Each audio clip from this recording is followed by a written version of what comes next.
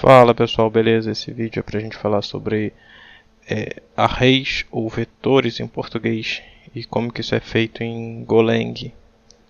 Vamos lá, para começar, arrays são estruturas onde você pode armazenar mais de uma variável do mesmo tipo. Por exemplo, se a gente tivesse uma lista de nomes para armazenar no mesmo lugar, a gente poderia usar essa estrutura em vez de ter uma variável, por exemplo, nome 1.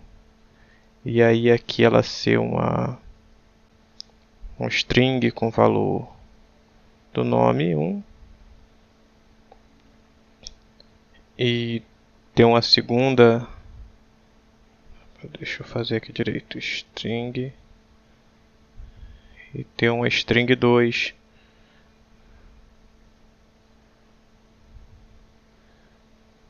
com o nome da string 2.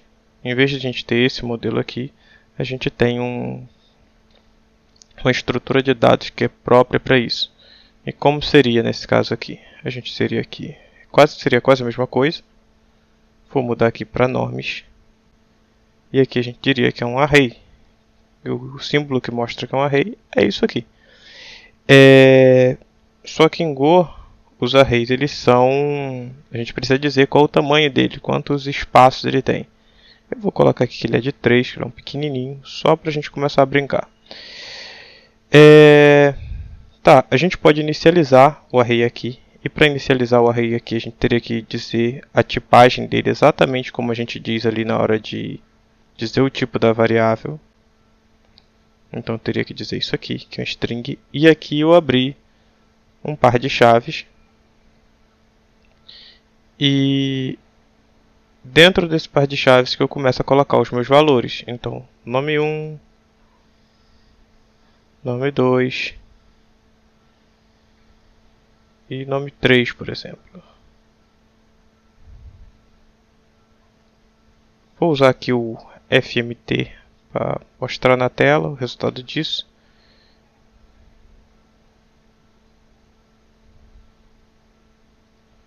No GoRun, nome do arquivo, e aqui a gente tem o nome 1, nome 2, nome 3. O que acontece? Isso aqui é legal quando a gente sabe exatamente a quantidade de itens que a gente vai precisar.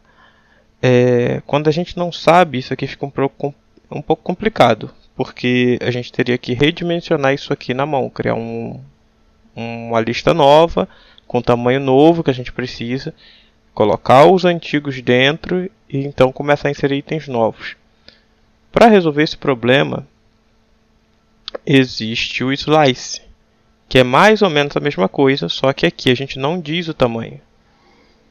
A gente tira esse tamanho aqui e ele fica dinâmico, então a gente pode redimensionar ele com uma certa facilidade. O resultado final ali seria o mesmo. Outra coisa interessante de falar é que como a gente diz aqui o tipo, o array ele só pode ser desse tipo. Eu não posso chegar aqui e colocar um número aqui no meio do negócio, assim. Isso aqui não pode. Isso aqui não funciona. Eu poderia botar um número se fosse assim, no formato de string. Aí ele poderia, porque ele entende que isso aí é texto. Uma diferença sutil, mas é uma diferença válida. Assim como se eu tivesse uma lista de números, eu não poderia sair colocando letras e por aí vai. Dado isso, vamos ver aqui como a gente pode manipular isso. Então, primeira coisa, se a gente quisesse acessar aqui, isso aqui vale para os dois, vale para array, vale para slice. Se a gente quisesse acessar os itens desse array, como a gente tem aqui o número 1 sendo o primeiro nome, nome 2, nome 3, a gente tem as posições no array também, são os índices. Então, o primeiro é o 0 e ele segue uma sequência. 1, 2 e por aí vai, quantos tiverem. Então, se eu quiser acessar o primeiro índice, eu tenho que dizer aqui que eu quero o nome do array ou do slice, abrir colchete e dizer o número do índice. No caso, se eu quiser o primeiro, ele começa com 0. E eu vou repetir aqui para a gente ver saindo 1 a 1. O 1 e o 2. Como é pequenininho aqui, é fácil de mostrar. E assim a gente consegue ver a saída ali individualmente. Se a gente quiser sobrepor o valor que está nesse item, que a gente tem que fazer? Chamar o nome, mesma coisa, chama o nome do array ou do slice, a posição que a gente quer substituir, eu não quero que ali seja mais o número 1, e eu digo que ele vai ser igual ao novo valor. E o novo valor eu vou colocar aqui 3x ali. Quando a gente manda imprimir aqui, ele já foi sobreposto. Então ele começou com o valor ali e foi sobreposto. Mais o que? O slice, eu falei que o slice ele pode ser redimensionado. Então uma coisa interessante que a gente poderia querer fazer é redimensionar o slice.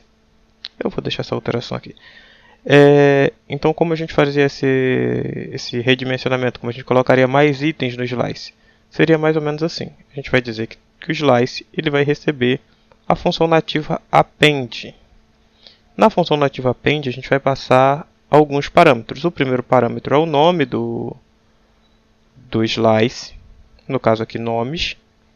Então repara que ele vai receber um append em cima dele mesmo. O append seria abrir posições, né, criar posições novas. E aqui a gente vai colocar uma sequência de itens que a gente quer adicionar dentro dele. Pode ser um só, ou pode ser mais de um. E aqui a gente não tem limite para adicionar.